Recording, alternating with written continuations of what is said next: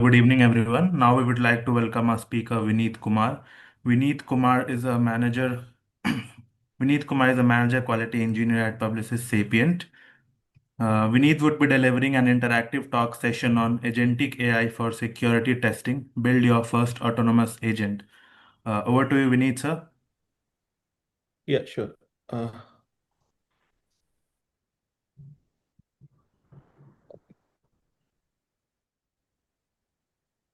me- so my agenda would be like I've highlighted my name. First of all, my name is Vineet. I'm based at Toronto and currently working for Publicis Sapient. Few of the things which I would wanted to bring out in my speech is how we can, like, if any of the existing automation framework you have, any existing framework, how can you integrate your own AI agents? Uh, it will which is free of cost, so that it matters with the reliability. So, uh, depending upon the various models that you can use and how you can integrate, I will be going through this session so that how you can even make your test log for the APIs as well as for the locators, like for the UIs, more capable of getting the enhancement from the AI world. Then I will show you how you can even put smart test executions in your pipelines, and there would be certain limitations and continuous learning. We will talk about that. Like it's not, it's not reliable as of now, completely. But yeah, based on the person to person, like how you based on the uses or by the people or by our community, it gets trained. So, moving to the first slide. So there are lots of AI models currently you might have heard in the market. The first, here some are local and some are commercials. Commercials means paid off. Here I'm going to show you like everyone could have a hands-on on their framework, which is currently on their organization, which is not utilizing AI. How they can utilize those AI without paying a single penny. Though point to be noted, it might be not as much as reliable for UI, but for the API it is much, and it is getting trained as per the uses. So few of the model which is freely available is Olalama, and Olalama is a tool which you can easily uh, download on the local systems, and then you can utilize some of the models. There are lots of models available in the Olalama, uh, like LLMR3, CodeLlama, Mistrals.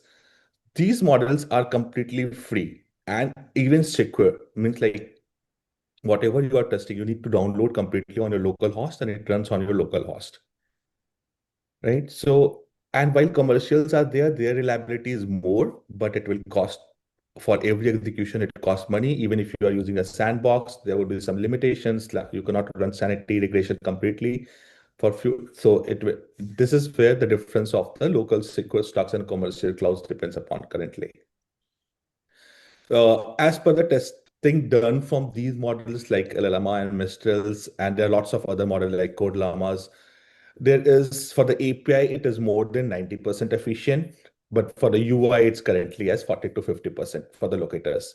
Same, uh, while using, as per my knowledge, like what we have used for the GPT sandbox and Gemini, the locators are still not perfect as given by the Gemini itself until unless you are giving the complete prompt, like complete uh, HTML code snippet itself, which will be a very time consuming. So for every part. So I will just showcase something before moving talking about this slide so that you can get aware what does this mean. First is, let's say you have any framework in your organization, how to set up this. There is one olalama.com. Just go to this, download this tool. This is officially wherever, like even ChatGPT, Gemini, any other, every model puts their code here. But while utilizing it, you will have to have API keys, paid version, non-paid version. There are lots of things available. Just for the sake of like utilizing and checking different models, you can pull up some of the examples are LLMR 3, which I have pulled, and you have to just pull in LLMR pull 3, and you will have to run on the local host. What it will do is you are not like if you are working on a finance domain or some e-shopping cart where the security matters, this is the best for using it because it will be running on your local host and it will be not sending any of the data on the server. And then how it needs to be connected is a small dependency that needs to be either if it's a Maven-driven framework, just add it the dependency name POM. If it's a Gradle, just add it in build.gradle. Any questions so far?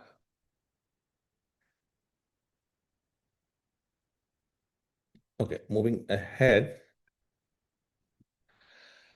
Uh, this is based on what we have used, practicing like testing different models in our framework. We tried with Llama 3, Mistral, GPT-4, Figure library. So Figure library is not, you might have used in automation suite for the Figure library, just a library which is not an LLM model. It's free, but it's a limit. It has a limitation that it will not perform. Like if you want to have a complete JSON payload, this will not do. But if you want to say that, hey, fake my first name and last name, the fake library is worth of it. But when there is a complex JSON, it will not work. And then that's where these models comes into pictures. Llama 3 for the API is really wonderful. It solves much of the problem. I will show you how in further slides how it is integrated. It's very easy and like anybody can utilize this. And even Mistral 7B is very good, but not as compared to the Llama 3 8B, which is the new engine that has been launched right now, 8B, which is completely free. GPT-4 is superior. That's true. GPT-5 mini is also superior, but it's all cost money, which is very high for the credit. So I have just pasted it here about the cost. The cost matters, and that's why we can't use the automation. So why our world, like your community, is getting slightly behind compared to the other field is we are not using the models that is readily available, which can actually utilize as a free. So let's say how we can use it.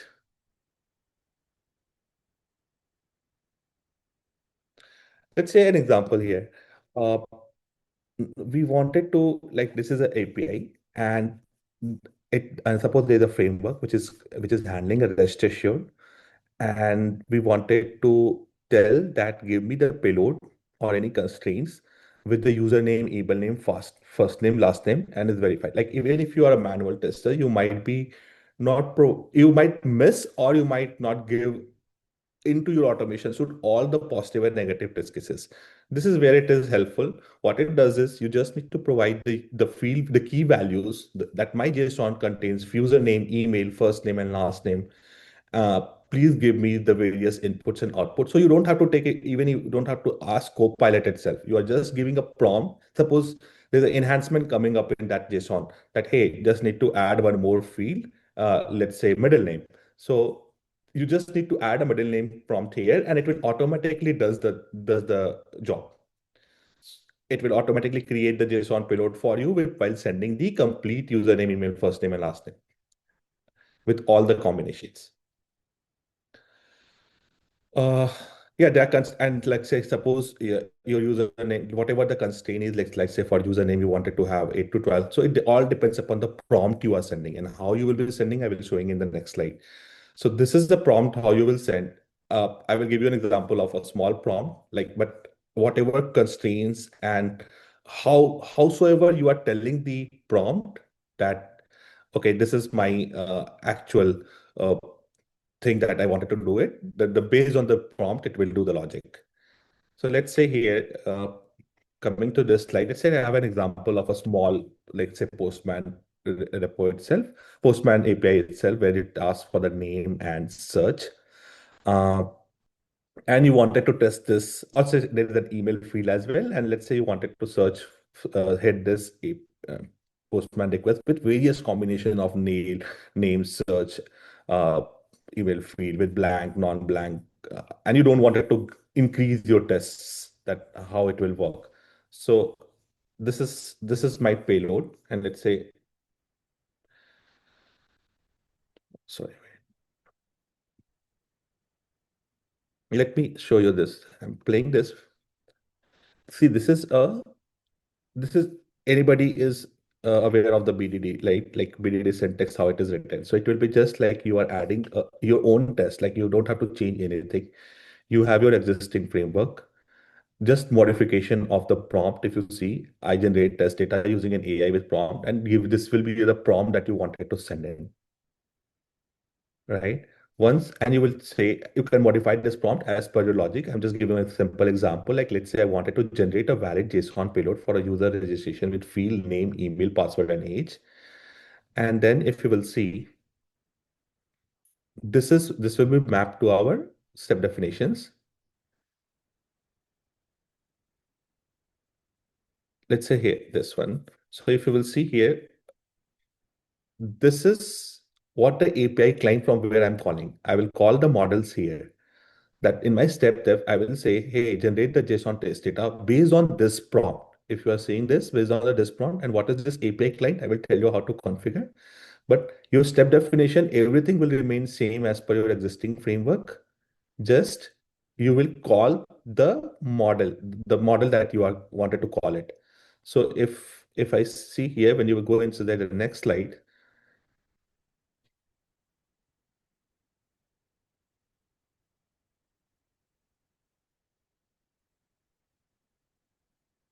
and here is how we are calling the model. This is only enhancement you will have to do in your any frameworks. So you will just put the URL.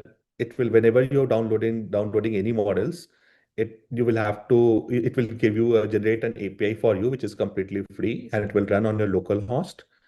And then if you see here, this is how we are making a connection, and I'm telling the string body to call my model. And in one Olama, you can have multiple models. So let's say example, if you wanted to generate a test data with a different models, you can simply change, instead of Olama, call the LLM3 or Minstrel or anything, ChatGPT 4. But ChatGPT 4 will not run because it will ask for the key and that password. And that password will only be available when you are paying the money. So instead of that, if you are using other models which is available, Code Llama, Llama 3, Minstrels, it will automatically run and execute and create the data set for you. So this is how the body is passed with the different models and saying that use the prompt which is passed in the feature file and generate me the email ID, test data, whatever you are fetching. So let's see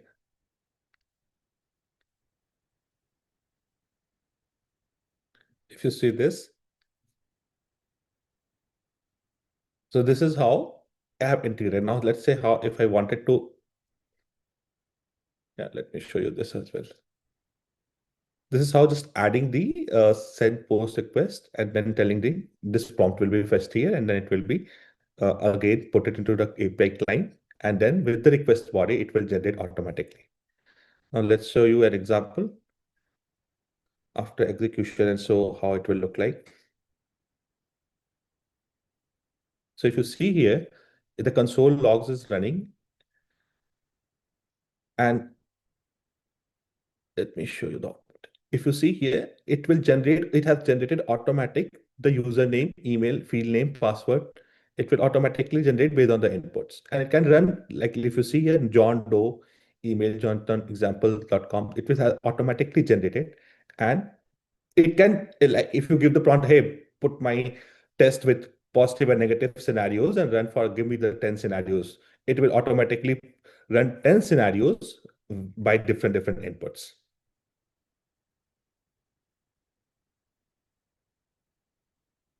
Any question?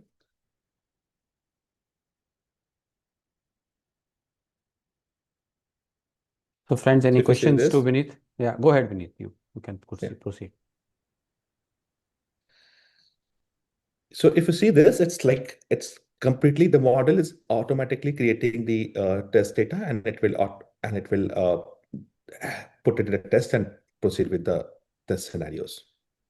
So here I'm showing you an example of two test cases. You can send a prompt, you can modify your prompt and tell it in the same prompt that, hey, I wanted in my feature file itself, I wanted a test scenario with a 10 negative test cases where name, email could be it can be null.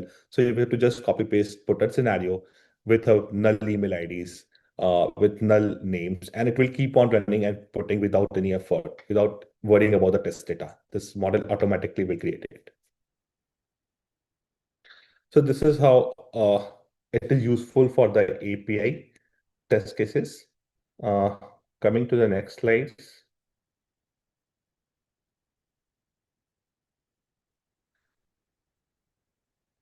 So this is how, sorry.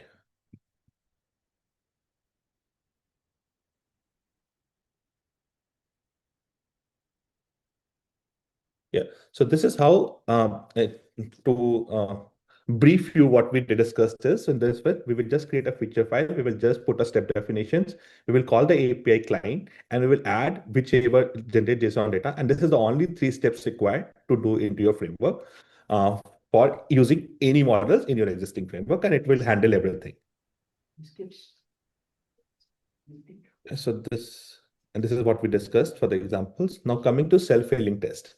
So this is what we discussed. The based on the self-healing is like when you are your locators are failing, it will auto fixes the locators if there is failures or there is a change.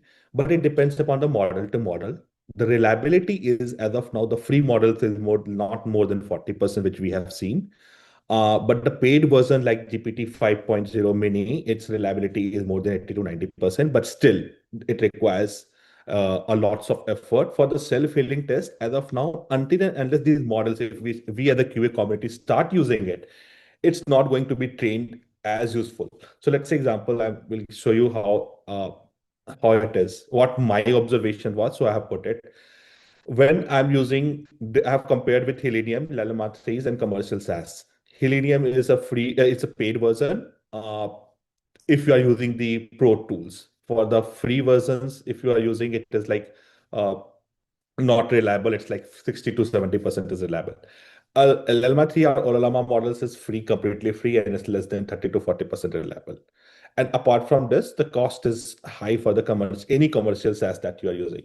So for AI, for the UI things, it's still developing. It's like still, as the people will start using it, it will get trained or based on the prompt. Like if you wanted to give for every test your whole HTML code, then only it is reliable.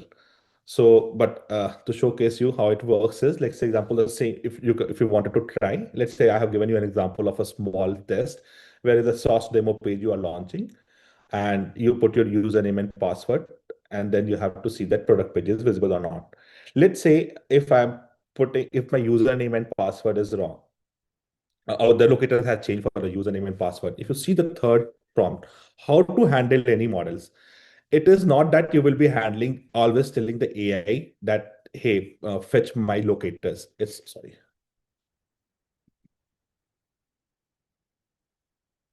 Uh, It will not tell always that, hey, fetch my locators and send. You will have to put in a try catch. Otherwise, the cost will increase, the execution time will increase, and as well as it will not be reliable. So how we have handled is, sorry, it's going. Yeah. So if you see this, find element with AI means like until unless, like say example, your existing locator is username, then please put in. If the username is not available, then go to the next to in the catch block and try to fix it as a self-healing test. Now this will take first the execution time as well will be more. The way you give you prompt, the way you send the prompt to the model, it depends upon those as well. Like if I'm telling you find element with AI and I'm sending a prompt, give only valid username, X path of the username input or source demo login page, and then send is this. Then what will happen is it will go and then will try to fetch this. The free versions currently is giving like sometimes if when you start with it will give you some random X paths based on the histories that you have executed. Like suppose username ID you have used, it will convert into the X path. But the paid versions or the Selenium or something, when you are using the pro versions, they are slightly more reliable. They were giving us better locators compared to the free versions. So it all depends upon how people are using it, gets trained. Maybe it also possible, we have seen that once we are running this automation shoot with the same model, after 10 to 5 executions it comes out, it gets trained that okay, these are the locators, these are the objects, these are the elements present in his HTML page, and then it starts sending the better locators once it fails. Any question? No, all going good. Thanks, Vineet. Yeah, okay. Okay, so here is the example of just a like how to execute a standard username, password, and how it will fetch it the locators. If you see this, I'm calling this login.features and with a model.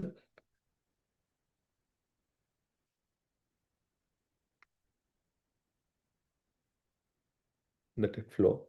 So here is the log. I'm just passing the URL, and in the second line,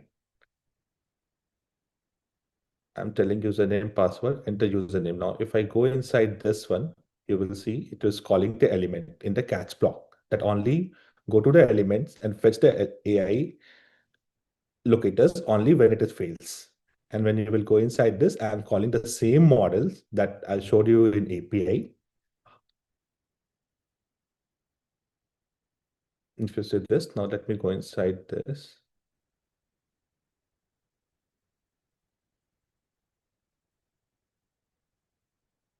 Yeah, here.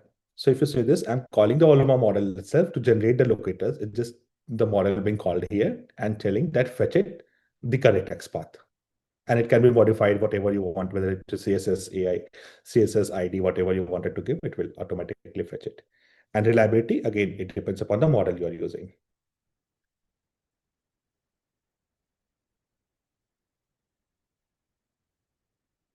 Now, here, see.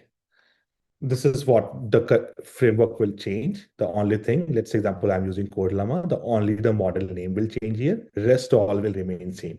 If you wanted to use GPT-5, any models, you will just have to change the line number 17 with the model you are specifying. And that's where, and it will always run on a local host because Olama give you the way we are running is Olama, which will give you that you can download it on local host, and then the security will be maintained. It will not go outside the networks. So helpful for the finance domain and other domain people.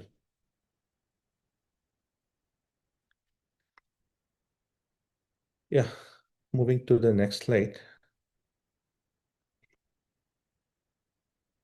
Okay, but there's another greater advantage of smart test execution is also that, let's say example, there's a code change. You have 5,000 test cases and you wanted to run only those test cases which has modified, it has a modification in the current commits.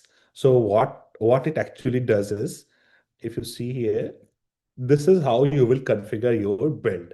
So smart test execution means like, let's say instead of 500 test cases, if you have a 5,000 regression shoot and you wanted to run only those areas which has been changed by the uh, previous commit first to give you a like you might have sanity, smoke, suits, different suits. But before that, we also wanted to make sure that the commit that is not causing any other issues. So this is the best way, sorry, to utilize it. Like you will put us at the stages, smart test, and then there's a file that can be created as a Python AI changes analysis, and it will automatically analyze. What it does is, if you might be knowing of the delta coverage libraries, what it does is utilizing the delta coverage library, it will pick up what are the changes, and it will execute if that code is matching any functionality. Let's say example, a, a shopping cart has the cart feature changed by X%. So it will automatically analyze that shop is the file name that has been changed. And it will analyze from your suit that at the rate shop features is present in these files. So it will start running only the shop features. So this is how it will automatically configure for the last commit changes. So this is also good practice. Again, the reliability, free 50 to 60%, paid 80%, nothing is 100% reliable as of now. So this is how the smart execution works. And this we have already discussed. Now, that's what I'm calling out in the limitation consideration. As a QA world, if we keep on using these models or any other models, keep on trying it, integrating it, it will historically get trains, whatever we are putting it. And based on the trainings, based on the, like, even if you are putting your XPaths, even if you're putting your applications, it will keep on analyzing the XPaths, it will keep on analyzing the HTML, and based on the 7 to 8 run, it will start giving you a success rate higher compared to the previous execution. So as of now, just calling it out, yes, like the reliability is not 100%, but yes, as a QA community, we can start utilizing these. There are different models available, and this will be helpful for us to increase the uh, AI utilization in the QA world. Yeah, that's it. Any questions? Very nice. I think very wonderfully explained, Vineet. Mm. Any Okay. questions, guys? Anything that you would like to ask?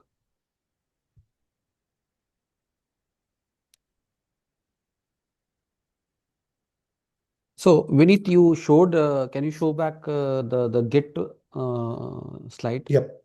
So, Mhm. when we talk about basically having this inside our entire CI/CD pipeline, Mhm. how, do we have to also integrate some kind of basically like, If you, yeah, if you see Python AI change analysis.py, hmm, this is the file where you have a code. What it does, if you have heard of delta coverage, there's a code called delta coverage library. hmm, What it does is, suppose how it handles is, let's say, in some projects, it is mandatory that, let's say, I'm working on a finance Goldman Sachs account, let's say example. In the Goldman Sachs, it's there, like, let's say your unit test coverage should not go down based on the next commit. Let's say example, currently the unit test coverage is 90% for a developer's code. Now, if you make any changes, the delta coverage means the new commit should not bring it down. Alternatively, it should maintain 100% coverage. yeah, That checks is also included here with an additional test that which module the changes are being taking place. hmm, Let's say example, it's a, let's say shop module, or let's say only shop, somebody person says that okay, button is changed in the shopping cart from green to yellow, and our developer A has put a change with that button to green color. What this will analyze, it will analyze only the last commit change. hmm, It will analyze the last commit. Okay, the shop module has changed, and then it will analyze our feature file. So what we have to do is we have to put all the tags that we are using. I'm talking about the BDD scenario. In the BDD, we have tags, right? So at the rate sanity, at the rate shop module, at the rate cart module. So at the rate shop, it will analyze and it will automatically triggers at the rate shop feature files. okay. So another quick, So this is how it works. yeah, yeah. Mhm. So I understand this, you are showing it, but let's say that we are Mhm. doing it in a Docker container, the entire, or Mhm. basically in a CI/CD platform when we are running our pipeline, and Mhm. these tools get integrated. Obviously, they have to be in the cloud scenario. So does it have any challenges or impact when you are not running in your local machine versus you Yeah. would So I run will in tell cloud? you. Exactly. So I will tell you what we have done. As of now, like when we started it, it was like multiple challenges. It start like how the build phase work. When the developer will build pipeline works, you have different stages. The one stage would be test stage. Let's say Hmm. first is code commit, Yeah. pipeline stage, test stage, and then so before the test stage, we also included this Python AI change analysis stage. Hmm. This is smart test. Okay. So the first smart test phase will run and then the test phase will run. The only thing you will have to do is the smart test change when you are testing it, you will do a safe failure pipeline. Means even if the smart test fails, proceed the build, don't stop the build and proceeding. It will give you the analysis because the AI is, as of now, like I'm telling you, it's based on the reliability, right? It sometimes it doesn't works. Like it 70% works, 30% doesn't works. So you don't have to fail the build, but it is a smart practice. Like if you're using one model, it will keep on analyzing after 20 to 25 runs, you will see a better result. But what we did, I am telling about my projects, what we did. We put it in a smart test, but at the fail safe fail was. Fail safe means not fail the build. Run this phase without making any impact. And then the Okay. smart test execution result would be separate. And then it will proceed to test phase. Yeah. Even now, many pipelines, I am sure, like I have worked for some projects, multiple projects. So we doesn't make completely 100% Hmm. test as a pass percentage to for a CI/CD deployment because UI, in how the automation works. Yeah. Yeah, sanity is fine, but the regression is, I don't think anybody would be doing 100% to make it as a production deployment. Yeah. Right. So yeah, or other way around is you can put a check, like if it is more than 70% pass rate, proceed with the build. There could Okay. be two ways. All right. So I think wonderful session, Vineet. Yeah. Are there any questions? Because we have, I can actually accommodate one more question if there is any from the audience. Otherwise, I think we need to applaud and congratulate Vineet for this wonderful, insightful session that you gave. Thank you so much, guys.